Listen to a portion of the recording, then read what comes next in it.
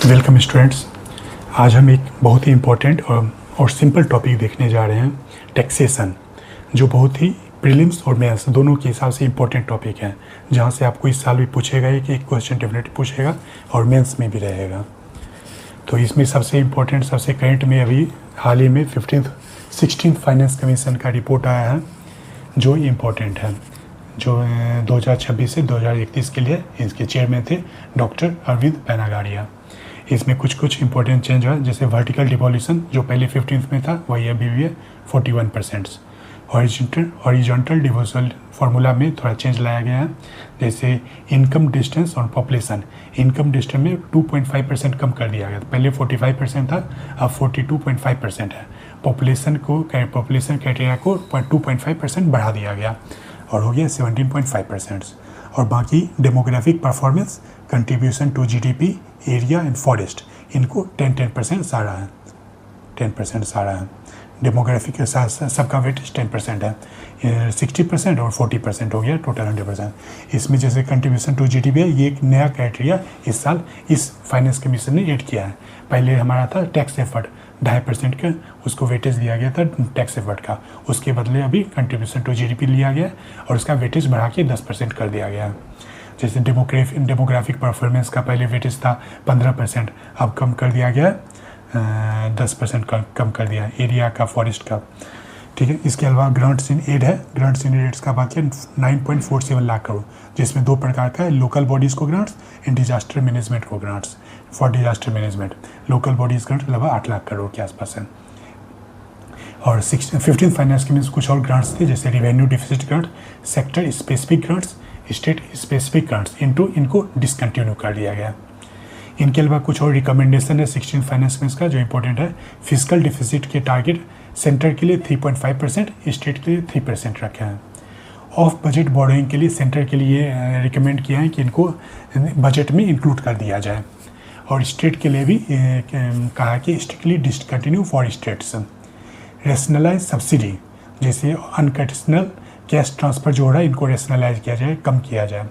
और डिस्कॉम्स को, electricity distribution company जो भी, इनको प्राइवेटाइज कर दिया जाए।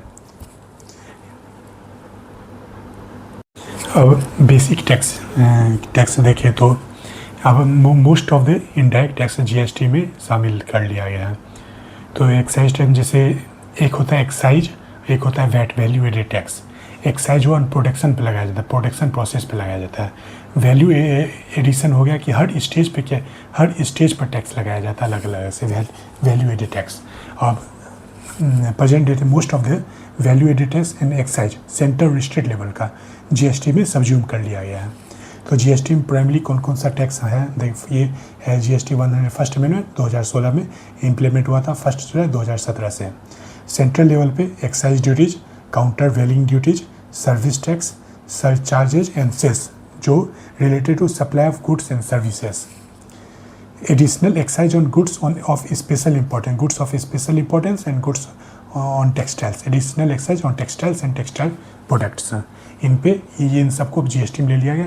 स्टेट में है, स्टेट का value added tax, sales tax, luxury tax, entry tax, entertainment tax, purchase tax, taxes on lotteries, bettings and gamblings, taxes on advertisements. अब जीएसटी में कौन कौन सा नहीं शामिल किया गया, ये भी इंपॉर्टेंट है, ध्यान रखिएगा। Alcoholic liquor for human consumptions, petroleum product जैसे क्रूड पेट्रोल हो गया, मोटर स्पीड जिसको पेट्रोल कहते हैं, high speed diesel, natural gas, aviation turbine fuel. इनके अलावा कुछ कस्टम है, बेसिक कस्टम ड्यूटी, ये भी शामिल नहीं है। Surcharge on custom duty, custom cess and anti dumping and safeguard tax, इनको भी शामिल नहीं किया गया। इनके अलावा भी कुछ इम्पोर्टेंट टैक्स है जो शामिल नहीं किया गया, इनको एक क्विकली देख लें। जैसे मोटर व्हीकल टैक्स हो गया हमारा, motor vehicle tax, stamp duties, excise on liquor, VAT on petroleum products, excise on petroleum products समझे, एक्साइज ऑन टोबैको, ये भी नहीं शामिल किया, टोबैको प्रोडक्ट्स।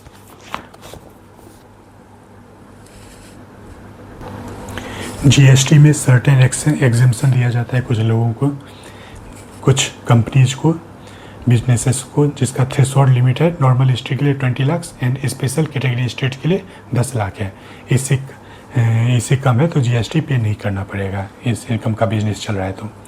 इन एक है कंपोजिशन स्कीम से जीएसटी मिला है, कंपोजिशन स्कीम, जिसके अंदर स्मॉल बिजनेसेस के लिए जिनका एनुअल टर्नओवर 1.5 करोड़ से कम है, जिनके अंदर उनको अपने टर्नओवर का एक fix percentage as a tax देना पड़ेगा।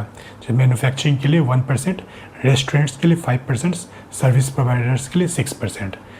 और इनको लिए फिर नो इनपुट टैक्स क्रेडिट, कोई इनपुट टैक्स क्रेडिट नहीं है, और ना ही नो टैक्स इनवॉइसेस। जीएसटी का बेसिक रेट्स देखिए तो 4 रेट्स है, 5%, 12%, 18%, 28%। कुछ एग्जेम्प्टेड गुड्स है जिनको 0% टैक्स लगता है, कुछ सक्सेस लगाया जाता है लग्जरी आइटम्स या बैड गुड्स पे, ताकि कंपोजिशन कुछ स्टेट्स को कंपेंसेशन दिया जाए। जीएसटी के कारण अगर स्टेट को लॉस हो रहा है जिसका कंपेंसेशन देने के लिए सेस लगाया जाता है।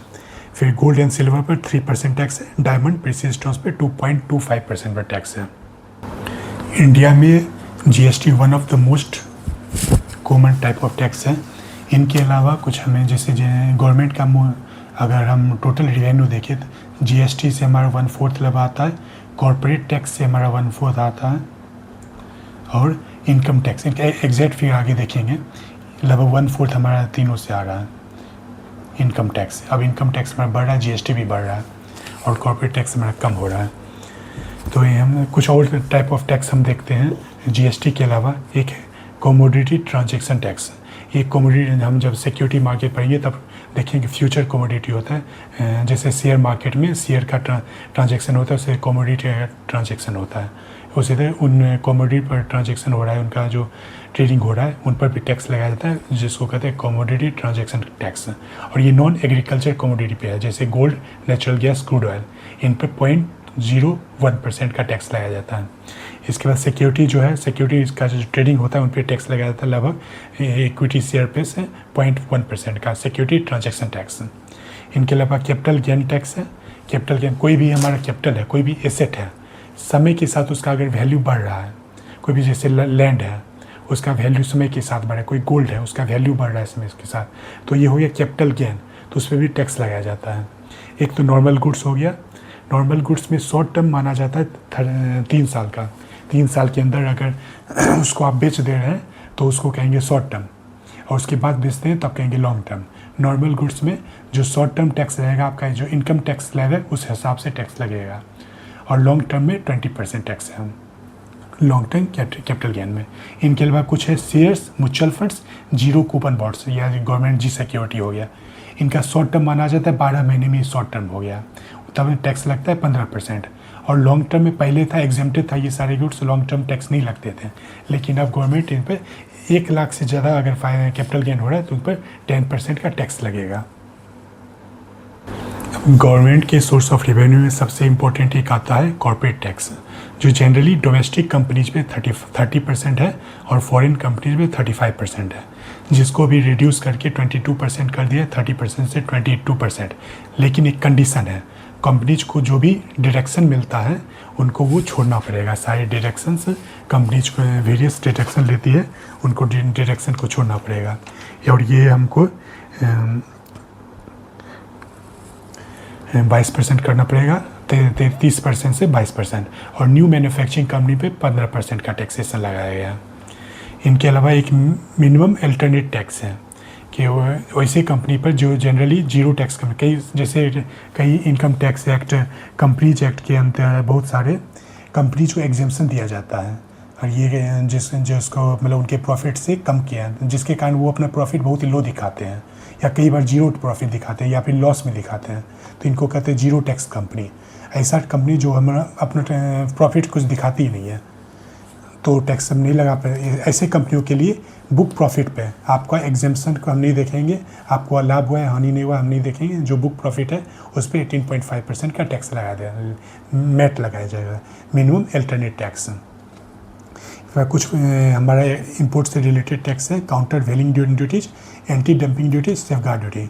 काउंटर वेलिंग ड्यूटी हुआ जैसे कोई भी, जैसे इंडिया है और चाइना है, चाइना अगर इंडिया में एक्सपोर्ट कर रही है और एक्सपोर्ट में इसको सब्सिडी दे रही है, तो इसको हम काउंटर करने के लिए, एक्सपोर्ट सब्सिडी को काउंटर करने के लिए हम काउंटर वेलिंग ड्यूटी लगाएंगे। दूसरा एंटी डंपिंग ड्यूटी, अगर चाइना दूसरे तरीके से किसी अगर मार्केट वैल्यू जो है इंटरनेशनल मार्केट वैल्यू से बहुत कम दामों में सामान इंडिया में एक्सपोर्ट कर रही है तो हम उस पर एंटी डंपिंग, इसको डंपिंग करते हैं, कम प्राइस में डंप कर देना सब कुछ यहाँ पे, तो इस पर हम एंटी डंपिंग ड्यूटी लगाएंगे। कम मतलब एक तरीके से सब्सिडी के द्वारा कम दाम कर रही है। दूसरा, अगर किसी और तरीके से भी अगर अपने प्रोडक्ट का प्राइस कम करके एक्सपोर्ट कर रही है तो हम वहाँ पे एंटी डंपिंग ड्यूटी लगाएंगे। एक है सेफगार्ड ड्यूटी, या किसी और भी वजह से एकाएक हमारा इंपोर्ट अगर बढ़ गया, हमारा इंडिया का इंपोर्ट किसी और वजह से एकाएक बहुत बढ़ गया, किसी एग्रीकल्चर गुड्स में बढ़ गया इंपोर्ट, तो हम उस पर सडन सर्ज इन इंपोर्ट है तो सेफगार्ड ड्यूटी लगा देंगे।